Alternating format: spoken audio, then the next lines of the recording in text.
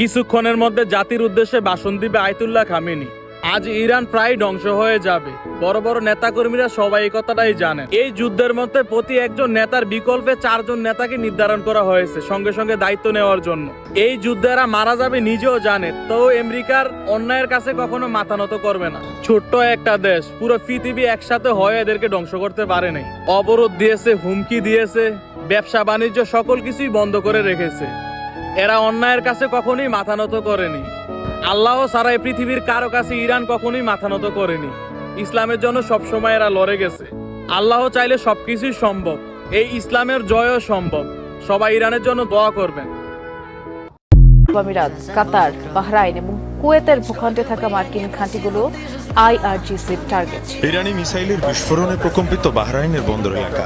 দেশটিতে অবস্থিত মার্কিন নৌঘাঁটিতে আঘাত হানে ইরানের ক্ষেপণাস্ত্র।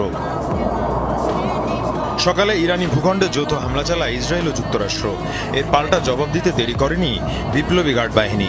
শুরু হয় অপারেশন ফতেহ খাইবার। প্রথমে হামলা করা হয় কাতারে। আতঙ্কে ছড়িয়ে পড়ে মধ্যপ্রাচ্যের দেশটিতে। মোবাইল ফোনে সতর্কবার্তা পাঠিয়ে বাসিন্দাদের সামরিক ঘাঁটি থেকে যত দূরে সম্ভব নিরাপদ স্থানে অবস্থান নেওয়ার নির্দেশ জারি করা হয়। প্রতিরক্ষা মন্ত্রণালয় জানায়, প্যাট্রিয়ট ডিফেন্স সিস্টেমের মাধ্যমে ভূপাতিত করা হয়েছে ইরানের মিসাইল।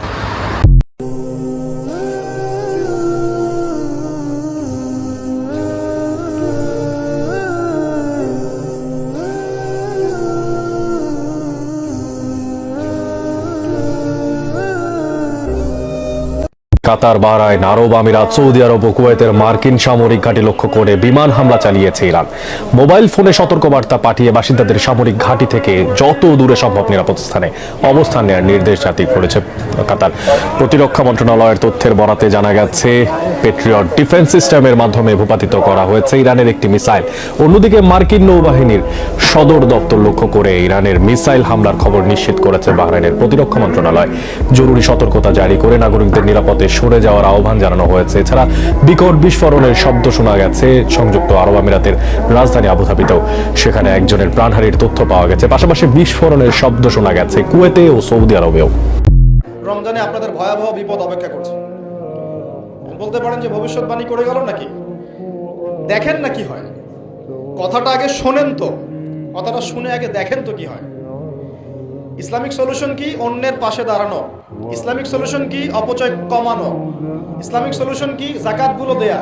যখন ধনীরা জাকাতগুলো দেয়া শুরু করবে, তখন দরিদ্রর পেটে গিয়ে ভাত পড়বে।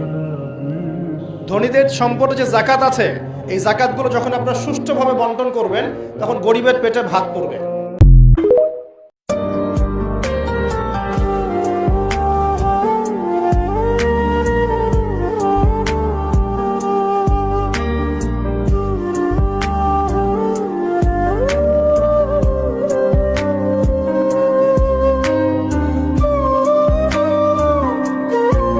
ইতিহাসে লেখা থাকবে ৮৬ বছরের এক সিংহ পুরুষ কখনো কোনো পরাশক্তির কাছে হার মানেনি।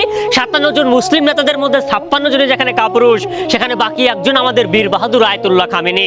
নক্ষত্রেরও পতন হয় ঠিক তেমনি এক মহাকাব্যিকের সমাপ্তি দেখলো পুরো বিশ্ব। হিসাবের খাতা খোলা রইল, মুসলমানরা চুপ থাকবে না এই হিসাব শেষ না করা পর্যন্ত।